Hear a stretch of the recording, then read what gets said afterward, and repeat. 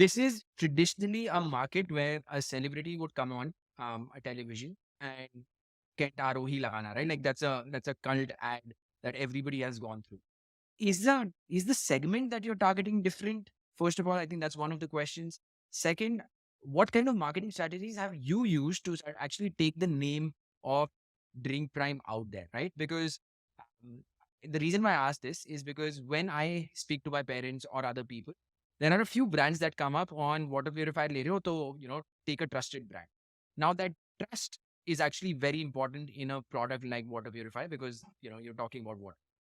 How did you go about building that trust? I know you're present in 3 cities, but if you can talk about how you approach marketing in general and how you approach trust building, that'll be very interesting. So let me start off with what happened, because I always am a fan of what happened and why are we where we are, right? So that's very important, right? So when all the brands started, right, like when there are big celebrities coming in, right, that point of time the problem was people were not even using a water purifier. So the problem there, it was awareness, right? See, people were thinking that whatever I drink water is good, right? I mean water, because if you don't see anything in water, they used to think that it is good. I mean, if you don't see dust or mud, right? Because microbiological things are not visible.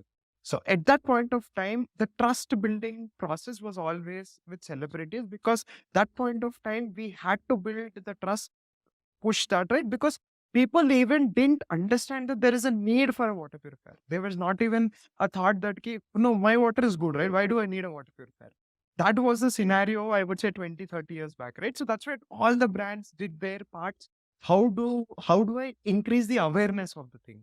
And one of the easy ways of doing the awareness was having a celebrity endorsed and then pushing it. Now fast forward to the current markets, right? See, now we are a generation who, I mean, to be frank, we know that, okay, if there's a celebrity coming, right? What is our thought is, celebrity has made good money. I mean, this brand would have given a big money to the celebrity, and celebrity is talking.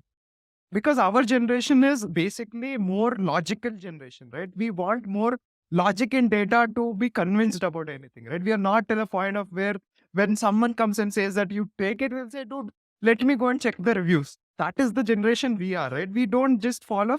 For us, the celebrity is just that, okay, it's a big brand. I mean, if he is able to afford a Amitabh Bachchan or someone, it means that it's a big brand. So they are, so there is one level of trust factor, right? But our trust is only happens with data and then the reviews. So now the way you have to start marketing things has to change, because the kind of people are different, right? Now that is where for us, right? I mean, when I double click on Drink Prime journey, one of the things we started doing is, let's put facts and figures up front. Let's not talk about having, I mean, what we said before, the old generation used to say that your water is very good. Now I am saying that how good is my water? So just put a number to the fact, put reviews to the fact, put everything onto the table, right? Like for example, currently if you see the buying decisions are data driven. They're never, I mean, obviously there is an emotional connect to the brand and all, agree to that. But the point is that barrier will only come first you complete your base barrier, which is data. Once you do your research, once you are read the reviews, once you have enough data in it, then you will go to the emotional attachment, whether should I buy that or not, right? But the first barrier for us is data and reviews, right? So that's what is the strategy we took. That was a clear case of building the trust for us, right? We showed that.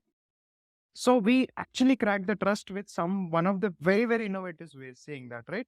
We started giving our water purifiers as a 7-day risk-free trial. We said that, take our water purifier for 7 days for free of cost. If you like the water, then you start paying the subscription, right? Otherwise, no questions asked, we will take back our water purifier. And then we started showing the data that this is how, see, your water purifier is working.